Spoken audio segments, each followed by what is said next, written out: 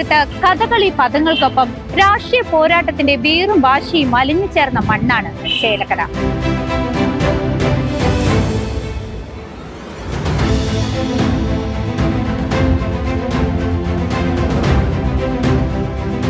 കേരള രാഷ്ട്രീയത്തിലെ വിധി നിർണായകമായ പല മാറ്റങ്ങൾക്കും സാക്ഷ്യം വഹിച്ച ഈ സംവരണ മണ്ഡലം 16ാം നിയമസഭാ തെരഞ്ഞെടുപ്പിന്റെ പടിവാതിൽക്കൽ എത്തി നിൽക്കുമ്പോൾ ചരിത്ര വഴികളിലൂടെ ഒരു പുനർവായന ഏറെ പ്രസക്തമാണ്.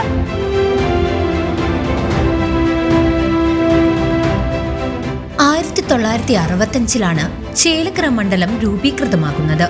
തുടക്കകാലത്ത് കോൺഗ്രസിന് വ്യക്തമായ ആധിപത്യമുള്ള മണ്ണായിരുന്നു ഇത്. 1970 കെ ബാലകൃഷ്ണൻ വിജയിച്ചതോടെ ചേലക്കര ഒരു കോൺഗ്രസ് കോട്ടയായി മാറി. 77ലും 80ലും അദ്ദേഹം വിജയം ആവർത്തിച്ചു. എന്നാൽ 1982 CK ചക്രപാണിയിലൂടെ CPM ഈ കോട്ടയിൽ ആദ്യമായി വിള്ളൽ വീഴ്ത്തി. ഇടതുപക്ഷത്തിന് ചേലക്കര വഴങ്ങുമെന്ന് തെളിയിച്ച ആദ്യ പോരാട്ടമായിരുന്നു അത്. കോൺഗ്രസ് കോട്ടയിൽ വിള്ളൽ വീണുവെങ്കിലും അധികകാലം അത് നിലനിർത്താൻ ഇടതുപക്ഷത്തിനായില്ല. 80കളുടെ അവസാനത്തിൽ MA കുട്ടപ്പനിലൂടെ UDF മണ്ഡലം തിരിച്ചുപിടിച്ചു.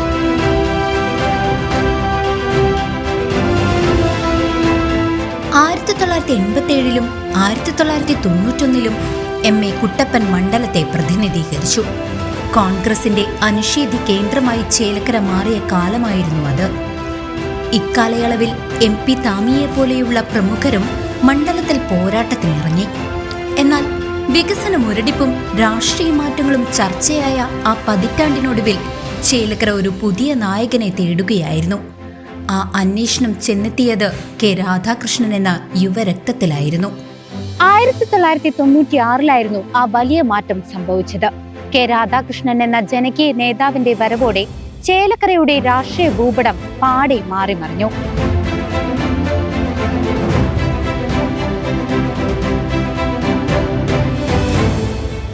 പിന്നീട് അങ്ങോട്ട് ഇടതുപക്ഷത്തിന്റെ അപ്രമാദിത്യമായിരുന്നു.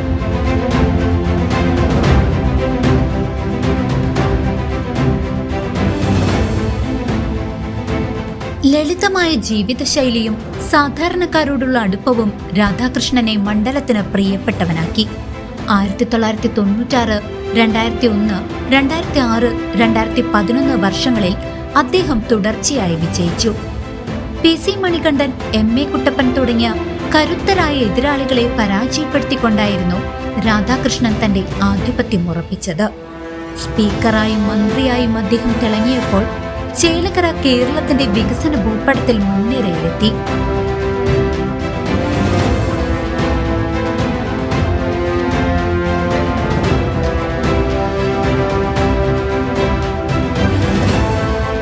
രാധാകൃഷ്ണനോടൊപ്പം തന്നെ ചേലക്കരയുടെ വികസന ഭൂപടത്തിൽ ഒരു പ്രധാനപ്പെട്ട പേരാണ് UR പ്രദീപിന്റെയും.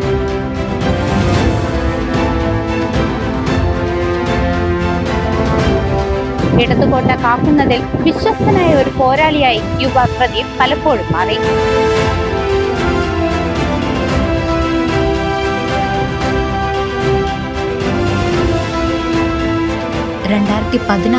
കെ രാധാകൃഷ്ണൻ മത്സരരംഗത്തു നിന്നും മാറിയപ്പോൾ CPM ആ പടച്ചുമതല ഏൽപ്പിച്ചത് UR പ്രദീപിനെയായിരുന്നു. കോൺഗ്രസിന്റെ കെ തുളസി ടീച്ചറെ പരാജയപ്പെടുത്തി അന്ന് വിജയിച്ച നിയമസഭയിലെത്തിയ പ്രദീപ് മണ്ഡലത്തിൽ സ്വന്തം വ്യക്തിമുദ്ര പതിപ്പിച്ചു. 2021 രാധാകൃഷ്ണൻ വീണ്ടും കളത്തിലിറങ്ങിയപ്പോൾ എതിരാളിയായി എത്തിയത് CC ശ്രീകുമാർ ആയിരുന്നു. പിന്നീട് 2024 ഉപതെരഞ്ഞെടുപ്പിൽ രമ്യ ഹരിദാസിനെ പരാജയപ്പെടുത്തി പ്രദീപ് ഈ വിജയം ആവർത്തിച്ചു.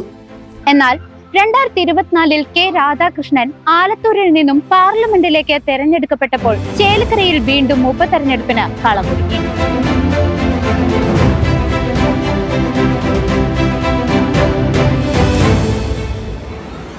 കെ രാധാകൃഷ്ണൻ ഒഴിഞ്ഞ സീറ്റിൽ പാർട്ടി വീണ്ടും വിശ്വസ്തനായ UR പ്രദീപിനെ തന്നെ നിയോഗിച്ചു. രമ്യ ഹരിദാസ് എന്ന കരുത്തയായ എതിരാളിയെ പരാജയപ്പെടുത്തി വിജയിച്ച അദ്ദേഹം നിലവിൽ ചേലക്കരയുടെ സിറ്റിംഗ് MLA ആണ്.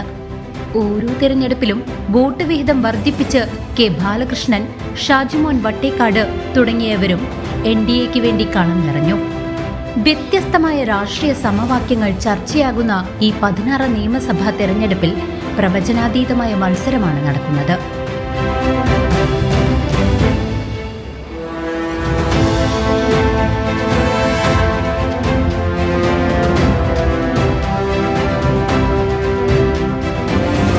ചരിത്രവും വർത്തമാനവും ഇഴചേരുന്ന ചേലക്കരയുടെ രാഷ്ട്രീയ ചിത്രം ഇതാണ്. സിറ്റിംഗ് MLA ആയ യുവ പ്രദീപിന്റെ കരുത്തും വികസന ചർച്ചകളും ഒരുപോലെ ഉയരുന്ന ഈ പടക്കളത്തിൽ 16ാം നിയമസഭാ തെരഞ്ഞെടുപ്പിലേക്ക് ചേലക്കര ആരെ അയക്കുമെന്ന് നമുക്ക് കാത്തിരുന്ന് കാണാം.